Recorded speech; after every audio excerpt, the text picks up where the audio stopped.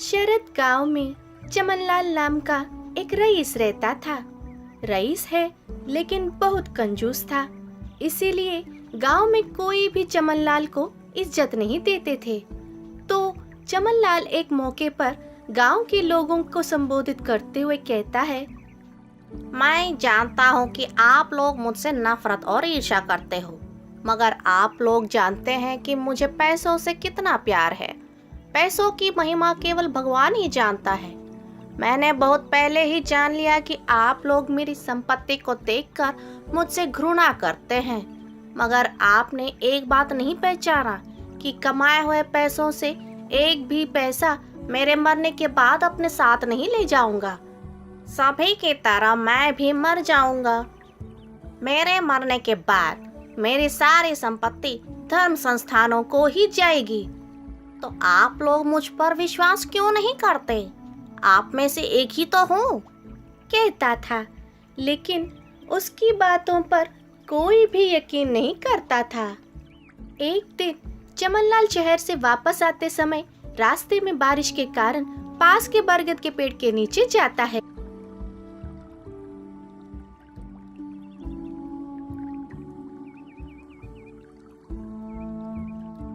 उसी की तरह एक गाय और एक सूअर भी आते हैं।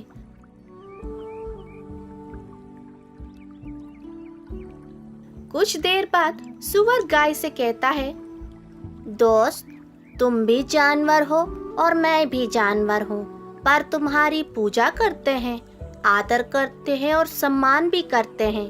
लेकिन मुझे क्यों सभी घृणा करते हैं? ऐसा क्यों?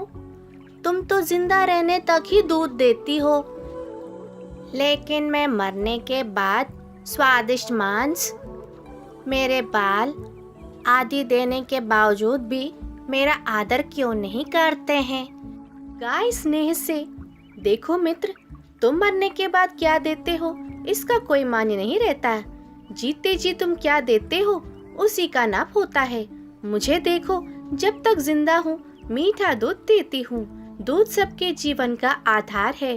मरने के बाद तुम कुछ भी ना दो तो भी कोई फर्क नहीं पड़ता है, लेकिन जिंदा रहते समय तुम समाज को क्या देते हो वही महत्वपूर्ण होता है। इससे हमें समाज में सम्मान मिलता है, कहती है। इसे सुनकर चमनलाल की आंखें खुल जाते हैं। जिंदगी को किस प्रकार व्यतीत करना है वह जान लेता है। वह धर्मगढ़ नामक गांव है। वह गांव जो चारों तरफ से खेती और हरियाली से अत्यंत सुंदर लगता है। उस गांव की आबादी बहुत कम है। उस गांव की एक विशेषता है, वह ये है कि उस गांव में रहने वाला हर एक इंसान बहुत भोला है। जो भी आकर कुछ भी बोला उसका यकीन करते और जैसा कहते वैसा ही करते रहते। एक दिन उस गांव में एक प्राकृतिक चिकित्सक आया। उनके कंधे पर एक थैली लटका था। वह चिकित्सक सीधा उस गांव के बीच में स्थित पंचायत आंगन के पास जाकर बैठा। अपने कंधे पर लटकता हुआ थैली निकालकर उसमें से कुछ जड़ी बूटियां और चूरन को बाहर निकाला। एक सफेद वस्त्र को बिछाकर उस पर उन जड़ी बूटियां और चूरन को रखा। तभी उस रास्ते से जाने वाला एक व्यक्ति उस प्राकृतिक चिकित्सक के पास आकर पूछा, महाशय, ये सब क्या है? तब चिकित्सक ने कहा, ये आयुर्वेदिक जड़ी बूटियां हैं। किसी भी तरह की सर्दी जुकाम को ठीक कर देते हैं। चाहिए तो देता हूँ, उसने कहा। तब उस व्यक्ति ने, महाशय, मैं भुलक्कड़ बन गया हूँ, कुछ भी याद नहीं रहता है। इसका कोई तो इलाज आपके पास होगा। पूछा, क्यों नहीं? विस्मरण का रोग कम करने का अद्भुत चूरन मेरे पास है। इसे हर रोज दोनों वक्त लेने से 3 महीनों में तुम्हारे विस्मरण का रोग गायब होकर अत्यंत और अपूर्व स्मरण शक्ति तुम्हारा होगा। उसने कहा। इससे बेहद खुश होकर, महाशय, आप मुझे वो चूरन दें तो मैं अपना सारा जीवन आपका आभारी रहूँगा। कितना होगा? वह पूछा। 100 रुपये होगा, बोलकर उस व्यक्ति से 100 रुपये लेकर उस आदमी को चूरन की पोटली बनाकर दिया। वह आदमी चिकित्सक को प्रणाम करके वहाँ से चला जाता है। ये बात पूरे गांव में फैल जाता है। गांव के लोग उस प्राकृतिक चिकित्सक के पास आकर, बच्चे जो पढ़ते हैं उसे याद नहीं रख पाते हैं। हम बड़ों को भी कोई बातें बिल्कुल याद नहीं रहते। दया करके हम सभी को भी चूरन दीजिए, निवेदन करते हैं। प्राकृतिक चिकित्सक सभी को चूरन की पोटलियां देकर एक एक करके सभी से 100 रुपये लेकर उसका उपयोग करने का तरीका बताकर वहाँ से चला जाता है। सभी गांव के लोग 3 महीनों तक उस चूरन का उपयोग करते हैं। प्राकृतिक चिकित्सक के बताए के तरीके से उपयोग करते हैं। 3 महीने गुजर गए। पूरे चूरन कोई काम नहीं किया। वे धोखा खा गए। वे सभी इस बात को जाना। कभी उस धोखेबाज चिकित्सक यदि उनके गांव आता तो उसे सबक सिखाना चाहिए, ऐसे सभी ने निर्णय लिया।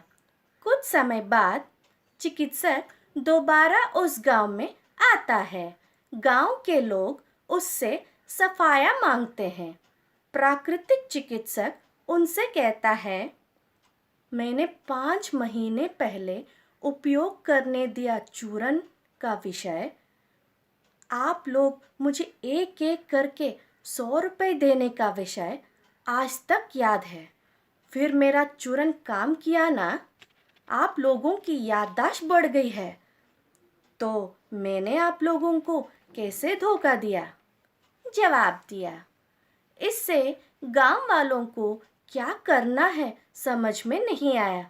उनमें से थोड़ा होशियार युवक आगे आकर, आपने सबकी आंखों में धूल झोंका।